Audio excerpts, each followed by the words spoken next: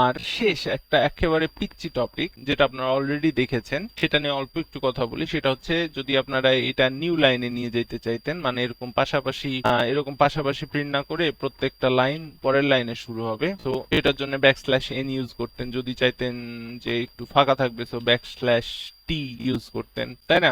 So এই জিনিসগুলো কি, এগুলোকে বলা হচ্ছে স্কেপ সিকোয়েন্স ক্যারেক্টার। তার মানে কি, এটা তো একটা স্ট্রিং একটা সিকোয়েন্সে প্রিন্ট হইতে থাকবে, তাই না? কিন্তু যখন এরকম ব্যাকস্ল্যাশ পাবে তখন সে বুঝে নেবে যে এইখানে আমার সিকোয়েন্সটা ব্রেক করে অন্য কোনো কাজ করতে হবে, প্রিন্টিং ছাড়া অন্য কোনো কাজ করতে হবে। যেহেতু একটা সিকোয়েন্স থেকে বের হয়ে যাচ্ছে এই ক্যারেক্টারটা পাওয়ার জন্য ব্যাকস্ল্যাশ, সেই জন্য এটাকে স্কেপ সিকোয়েন্স ক্যারেক্টার বলছে। এখন যখন ব্যাকস্ল্যাশ এন দিচ্ছেন তখন আমাদের কি হচ্ছে, সেভ করলাম, রান করলাম, দেখেন আমাদের এই যে লিখবোর পরে ব্যাকস্ল্যাশ এন দিয়েছিলাম, তো লিখবোর পরে এই হচ্ছে পরের লাইনে চলে গেছে। ব্যাকস্ল্যাশ এন মানে তো নিউ লাইন, তাই না? তো নিউ লাইনে যে পরের অংশটুকু প্রিন্ট হয়েছে। এখন যদি লিখবোর এখানে আমি ব্যাকস্ল্যাশ টি দিয়ে দিই তাহলে কি হবে, এই যে দেখেন লিখের পর ফাঁকা হয়ে এইচবিও হয়ে গেছে। ঠিক আছে, ব্যাকস্ল্যাশ টি এর কাজ হচ্ছে ট্যাব বাটনের যে কাজ, মানে একটু সরাই দিবে, একটু বড় করে স্পেস দিয়ে দিবে। আপনি যদি এখন ডাবল ইনভার্টেড প্রিন্ট করতে চান, যেমন আমি বলেছিলাম যে এভাবে তো করা যায় না, আপনি যদি এখানে ডাবল ইনভার্টেড দেন তাহলে কিন্তু স্ট্রিং এখানে শেষ হয়ে যাবে, যেটা আমরা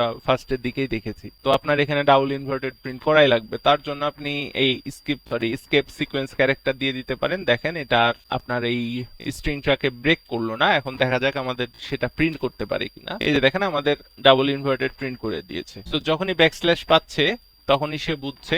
ও আরেকটা কথা, যে ব্যাকস্ল্যাশ বা এই স্কেপ সিকোয়েন্স ক্যারেক্টার সবসময় পেয়ারে কাজ করে, এই জন্য আমার এখানে এন এর পর কোনো স্পেস না দেওয়ার পরেও সমস্যা হয়নি, কারণ ব্যাকস্ল্যাশের পর কম্পাইলার জানে যে একটা লেটারই তাকে নিতে হবে, ওই জন্য একটা লেটার নিয়ে তারপরে যা আছে সেগুলো আর দেখে না, একটা লেটারে কাজ করে দিয়েছে। এই জন্য যখন আপনি ব্যাকস্ল্যাশ দিচ্ছেন, এটা যেহেতু স্কেপ সিকোয়েন্স ক্যারেক্টার, তো বুঝে নিয়েছে যে এটা তো আমার প্রিন্ট করার দরকার নাই, এটার পরে যেটা আছে সেটা যদি ব্যাকস্ল্যাশ এন হতো পরের লাইনে নিয়ে যেত, যেহেতু এটা তার কাছে ওরকম স্পেসিফিক মিনিং নাই, তো যেটা আছে সেটা প্রিন্ট করে দিয়েছে। এই জন্য আপনি যদি এখানে জাস্ট একটা ব্যাকস্ল্যাশ রাখেন তাহলে কি হবে, দেখেন আমাদের লিগের পর ব্যাকস্ল্যাশ আছে, এখানে জাস্ট ব্যাকস্ল্যাশ প্রিন্ট করে দিয়েছে, কারণ ব্যাকস্ল্যাশ এইচ এর কোনো মিনিং নাই তার, এই জন্য এভাবে প্রিন্ট করে দিয়েছে, প্রবলেম হয় নাই। এই হচ্ছে আমাদের স্কেপ সিকোয়েন্স ক্যারেক্টার। তো এটার মাধ্যমে আমরা দেখলাম যে স্ট্রিং এর মাঝখানে আমরা ডাবল ইনভার্টেড ইউজ করে রচনা লিখে দিয়েছি, মাঝখানে আমার তার একটা ডাবল ইনভার্টেড দরকার, তাহলে সেটা আমরা এরকম স্কেপ সিকোয়েন্স ক্যারেক্টার ইউজ করতে পারবো। তো এই স্ট্রিং এর জন্য এতটুকুই ছিল।